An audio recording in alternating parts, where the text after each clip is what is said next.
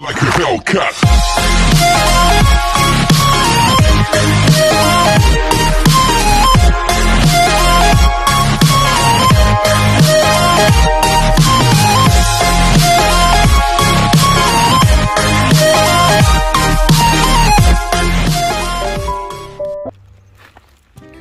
Ayan yung train.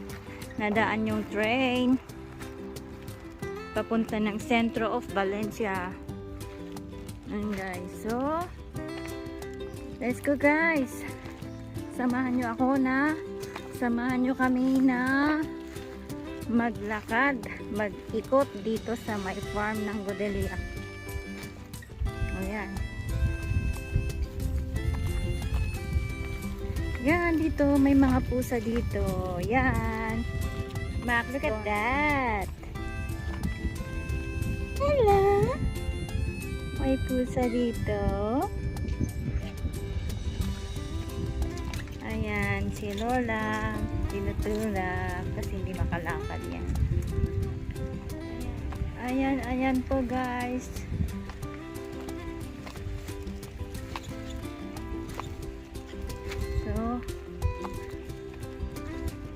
Mga oranges ngayon wala pang bunga. Ang start ng ano ngayon, ng season by November, mag sisigol na yung mga flowers. O ito naman yung horchata na ginagamit nila pag summer talaga. Yan, ito yung iniinom namin parang gatas.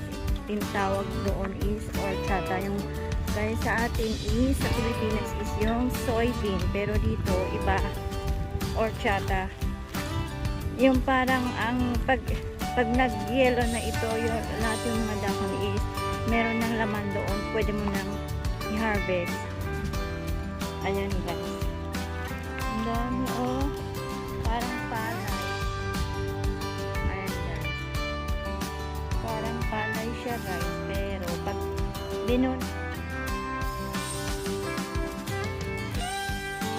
mo sa loob, makikita mo yung parang butin ng ano, yung parang mani, pero mas maliit doon sa mani. Yan, tingnan niyo. Parang ano to, yung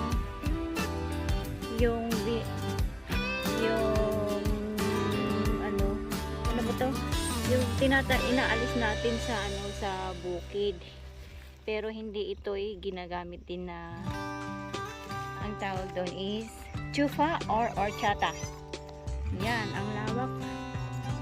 Ang lawak guys, yan. Oh, Max, bakit ka nagre-reklamo?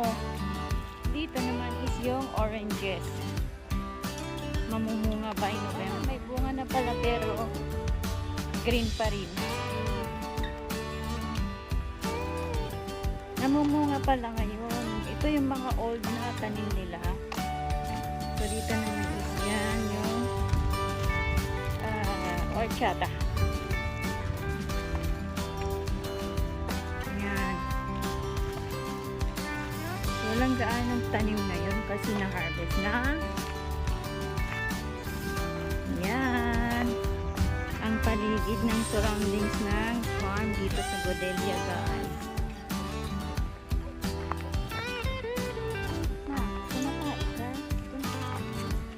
Lagot tayo. Ayan guys. So yung mga oranges medyo namamatay na kasi ito yung mga lumang tanim nila. Pero namumunga pa rin naman. Pag December makikita mo yung dahon nila talaga. Pero dyan sa banda doon sa may gitna, green na green yung mga dito naman, hindi ko alam kung ano yung tinanim. Hindi pa yan nataniman. Hindi pa yan naplana. Hindi pa yan na ano, naayos. Kasi pag naayos na to, ang gandang tingnan. Very, very fine. Tapos ang ganda ng form ng pagkaano nila. Kasi machine ang gumagawa, yung truck machine. Meron silang special na yung ano, yung truck machine. Para mag-plain lahat. Pantay-pantay. Yan po guys. So dito naman is ano yung tinanim nila noon? Yan. Pag ganitong hapon, maraming naglalakad, mahangin. So kahit mainit, mahangin, at least mahangin. Yan. So yan po, dito na kami sa gitna. Oh Max, we gonna go back? Vamos sa casa? Yan, ang ganda. Yan,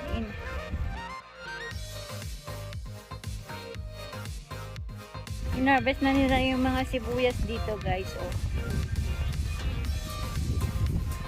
Dito sibuyas. Na-harvest na. So dito naman is hindi ko alam kung anong mga puno ito. Palm tree yata ito eh. Max, vamos! Vamos, venga. Ayan. Palm tree yata ito.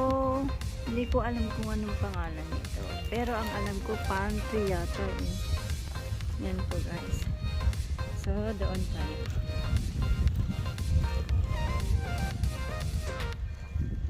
Yan.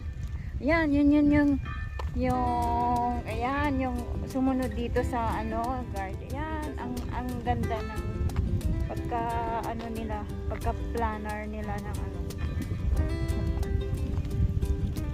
So wala na, ito yung Nespero guys. Dito rin kami nakuha.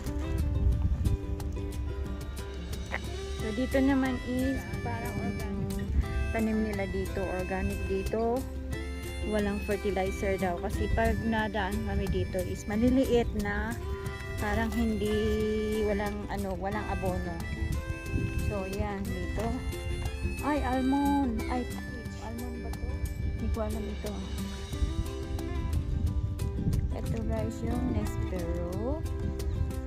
Ayan Nespero. Walang bunga. Ayan, halos na-harvest na lahat kaya papalitan nila ulit. Pero ang bilis nila kasi yun nga special na machine, truck machine ang ginagamit kaya in one day makikita mo na lahat na malinis lahat ang etong nataniman o yan.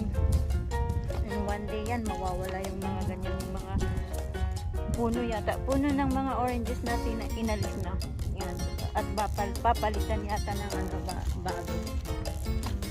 Ayan, ano kaya? Ay, mga dito, yun yung ano, ito yung organic na walang insecticide. O, tingnan ninyo. Ito yung organic talaga. Yung may cabbage. Cabbage na curly cabbage. Tapos yung purple na cabbage. Pang salad din. Ayan guys. So, yan. Doon, mga flower. Ano talaga yan. Damo. Damo-damo. Ayan guys. So, dito. Harvest na nilang lahat. Ito. Oranges. Yan. Maraming bunga pa lang kasi very green pa rin. So, ang season niya start na December na mag-yellow or November. November? Ayan. So, yan po guys. Ayan. Ito, malilinisan din nila ito. Hindi ko alam ano yung mga tinanim nila dito is cabbage din pero na-harvest na.